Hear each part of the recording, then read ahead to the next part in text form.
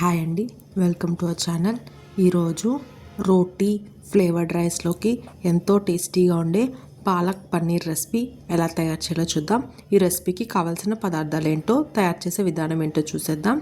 కావాల్సిన పదార్థాలు: 2 కట్టలు పాలకూర, ఒక 200 గ్రామ్స్ పన్నీర్ చిన్న ముక్కలుగా కట్ చేసుకున్నవి, ఒక 2 ఉల్లిపాయలు చిన్న ముక్కలుగా కట్ చేసుకున్నవి, 3 పచ్చిమిరపకాయలు పొడుగ్గా కట్ చేసుకున్నవి, 1 స్పూన్ జీలకర్ర, 2 ఎండుమిరపకాయలు,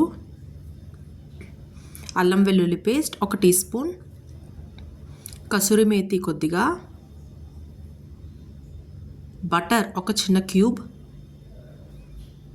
ఆయిల్ 3 టేబుల్ స్పూన్లు,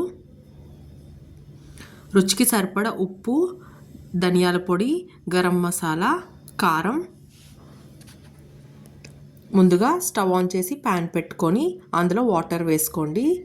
అందులోనే పాలకూరను వేసుకొని బాగా ఒక 5 to 10 మినిట్స్ ఉడికించుకోవాలండి. ఇప్పుడు స్టవ్ ఆఫ్ చేసి ఆ పాలకూరని ఒక ప్లేట్లో పెట్టి చల్లారి పెట్టుకోండి.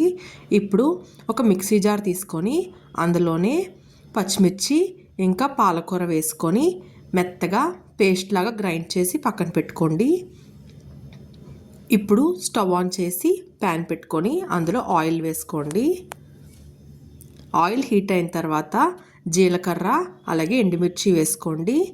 అవి బాగా ఫ్రై అయిన తర్వాత అందులోనే చిన్నగా కట్ చేసుకున్న ఉల్లిపాయ ముక్కలను వేసుకొని ఫ్రై చేసుకోండి. ఉల్లిపాయలు గోల్డెన్ కలర్ వచ్చిన తర్వాత ఇప్పుడు 1 స్పూన్ అల్లం వెల్లుల్లి పేస్ట్ వేసుకొని పచ్చివాసన పోయేంత వరకు ఫ్రై చేసుకోవాలండి.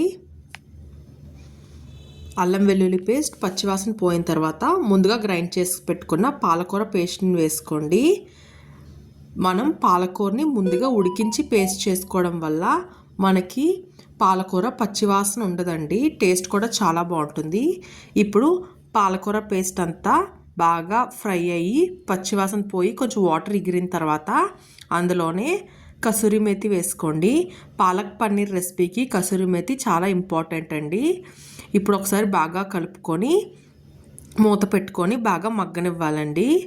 ఇప్పుడు కర్రీ బాగా దగ్గరికి అయిన తర్వాత ముందుగా సిద్ధం చేసుకున్న ఉప్పు, గరం మసాలా, కారం ఇంకా ధనియాల పొడి వేసుకొని ఒకసారి బాగా కలుపుకొని కారం పచ్చివాసన పోయేంత వరకు ఫ్రై చేసుకోండి. ఇప్పుడు పచ్చివాసన పోయి ఆయిల్ రిలీజ్ అయిన తర్వాత ముందుగా పేస్ట్ చేసుకున్న మిక్సీ జార్లో కొంచెం వాటర్ వేసుకొని మీ కూరకు తగ్గట్టుగా గ్రేవీని అడ్జస్ట్ చేసుకోవాలండి. ఇప్పుడు ఒకసారి మూత పెట్టుకొని కర్రీ బాగా ఉడికేంత వరకు ఉడికించుకోండి. ఇప్పుడు ఆయిల్ సెపరేట్ అయ్యి పాలకూర ఉడుకుతున్నప్పుడు ముందుగా రెడీ చేసి పెట్టుకున్న పన్నీర్ పీసెస్ని వేసుకొని బాగా కలుపుకోండి. ఇప్పుడు కర్రీ అనేది గ్రేవీ మనకి దగ్గరికి అయ్యి బాగా ఉడికేంత వరకు 5 to 10 మినిట్స్ ఉడికించుకోండి.